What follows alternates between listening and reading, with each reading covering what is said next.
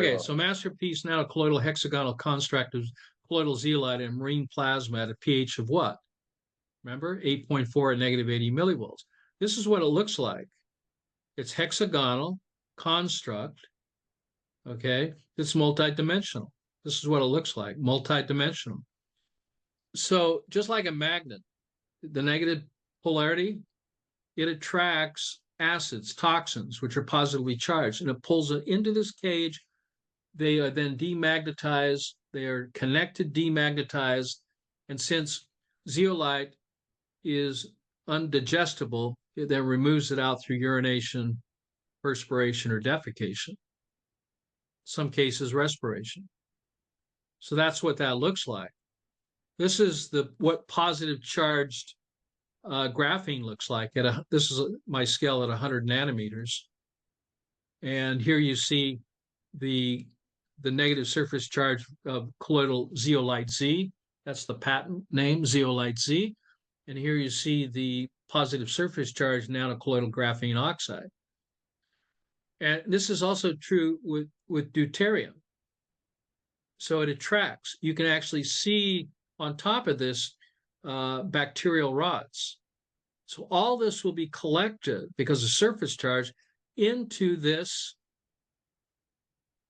multi-stage cage, and it doesn't get out. Once it's connected, it's connected, and the body, of course, can then get rid of it through the various elimination organs: urination, defecation, perspiration, respiration, and of course, for women, menstruation. So I call this a natural antidote for the inactivation and removal of graphene oxide, ferric oxide, aluminum oxide, hydrogel, trypanochromate cruciate parasites found in the blood, the interstitial fluid, saliva, urine, sweat. I found it in everyone, in everything. So when we did our study, this was client 1 after 35 days. You can see the original was very high at 509.5 nanomillimoles per liter. And then we added this perfluoro octane sulfonic acid, PFOS, and then perfluoro octanic acid, PFOA. You'll see the numbers here, 331, 442. You'll see polypropylene. This, of course, was in the inoculations. They use this quite a bit. It's called PEG, polyethylene glycol, graphene oxide, 131 from 509. That's over a 70% reduction in 35 days of the graphene oxide. If we look at PFOA or PF 176, this was PFOA was 442. So yes, it's dealing with forever chemicals. When we look at phosgene, phosgene is a byproduct of vilinidine dichloride. When it's burnt, turns to phosgene. This is a poison. It's a neural agent. It's restricted by international law. This, of course, is showing up in the blood of everyone because they're burning off this stuff. One example was the train wreck.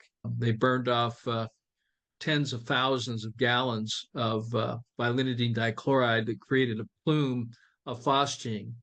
And it's interesting, it happened over, the Pennsylvania area. And of course, their land is being polluted. And this was one of the things that we picked up was phosgene. You can see on polyethylene PPP was 235, dropped down to 188. Here on polyethylene glycol was 223, dropped down to 195. But overall, across the board, we saw a reduction in over 10 poisons that were found in the blood interstitial fluid that were significantly dropped. And that was, of course, just the one client. And of course, we then looked at this from 90 days later.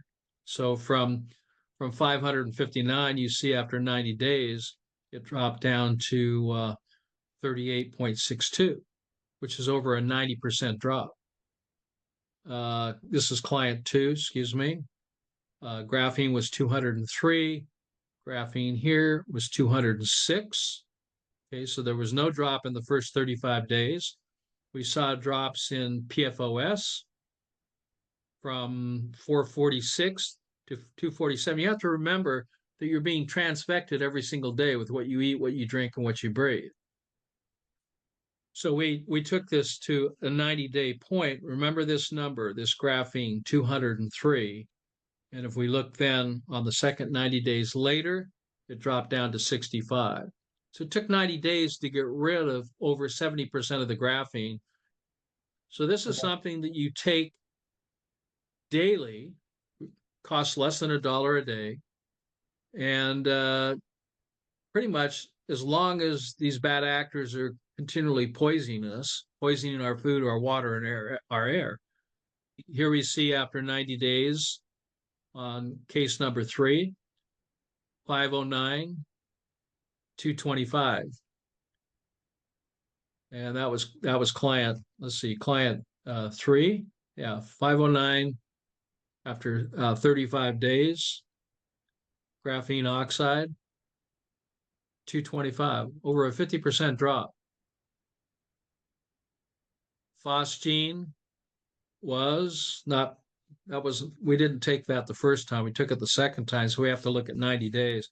Keep phosgene, 6239, 76, so still exposure there.